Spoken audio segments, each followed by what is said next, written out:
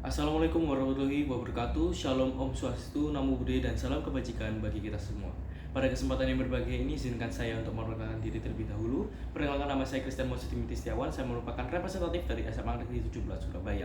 Dan pada kesempatan ini saya akan berperan sebagai pembicara dari tim kontra, sebagai pembicara pertama. Dan saya akan membahas mengenai mosi kedua, yakni Dewan ini lebih memilih sekolah menengah yang mengadopsi model pendidikan klasik daripada model pendidikan progresif. Bapak Ibu Dewan Juri yang saya hormati, pada kesempatan ini sebagai pihak kontra, saya dengan tegas menyatakan bahwa saya tidak setuju apabila sekolah menengah lebih memilih model pendidikan klasik daripada model pendidikan progresif. Bapak Ibu Dewan Juri yang saya hormati, perlu kita pahami bersama bahwa pendidikan adalah proses yang terencana untuk mengembangkan potensi peserta didik baik dalam aspek pengetahuan, keterampilan maupun karakternya, dengan tujuan agar peserta didik ini mampu berperan aktif dalam kehidupan sehari-hari. Maka dari itu sangat penting sekali untuk memilih model pendidikan yang penting dan tepat untuk siswa dan siswi. Sebelum saya masuk ke dalam argumen, izinkan saya untuk menjelaskan ruang lingkup mosi ini. Pendidikan klasik adalah sistem yang sangat bergantung pada peran guru, yang berbasis pada buku teks dan menekankan hafalan serta memiliki struktur pendidikan yang sangat kaku. Sedangkan pendidikan progresif ini menekankan adanya peran aktif dari siswa, baik itu melalui diskusi, pengerjaan proyek, serta pembelajaran tematik yang relevan dengan perkembangan zaman dan kehidupan nyata. Dan dalam konteks siswa usia 14 hingga 18 tahun ini, saya memandang pendidikan progresif lebih tepat karena mampu menumbuhkan skill keterampilan kritis, kolaborasi, dan kreativitas yang dibutuhkan di abad ke-21 ini. Bapak Ibu Dewan Juri, setelah saya memperjelas ruang lingkup mosi ini, kini saatnya saya menguraikan beberapa argumen yang relevan dan substansional berdasarkan mosi. Yang pertama adalah berdasarkan relevansinya dengan kebutuhan zaman. Dunia saat ini sangat menuntut sekali Bapak Ibu kemampuan berpikir kritis, penyelesaian masalah, dan adaptasi yang cepat. Seperti yang dilansir dari laporan data Forum Ekonomi Dunia tahun 2020, mereka menempatkan bahwa penyelesaian masalah dan berpikir kritis sebagai 2 dari 5 keterampilan utama di dalam dunia kerja. Sedangkan di sini, model klasik itu hanya menekankan hafalan, sehingga membuat siswa itu kurang siap dalam menghadapi realita global. Sebaliknya, pendidikan progresif dapat memberi ruang bagi siswa untuk mengasah keterampilan praktis yang relevan dengan dunia kerja dan kehidupan modern. Yang kedua, Bapak Ibu Dewan Juri, adalah pengembangan karakter dan kreativitasnya.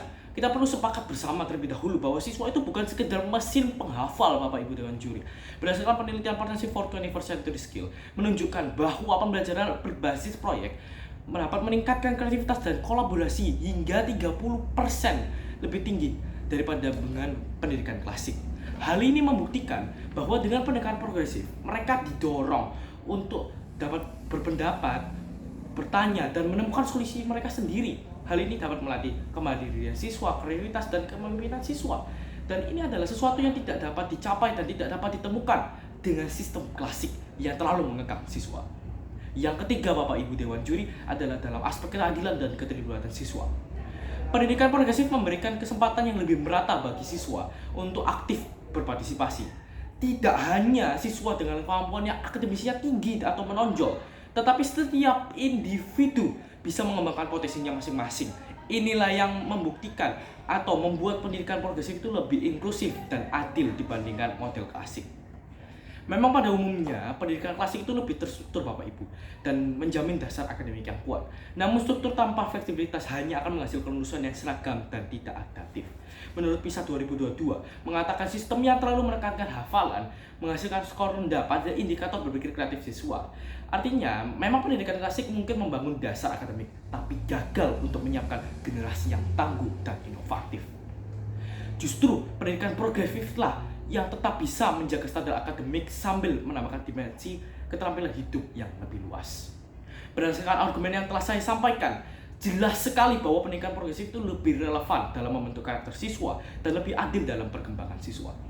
Dengan ini, sekali lagi saya sebagai pihak kontra, saya menegaskan saya tidak setuju akan mosi ini. Maka saya harus menyatakan bahwa Dewan ini tidak seharusnya memilih pendidikan klasik, melainkan harus membuka ruang bagi pendidikan progresif sebagai jalan yang terbaik untuk menyiapkan generasi masa depan bangsa. Terima kasih. Wassalamualaikum warahmatullahi wabarakatuh.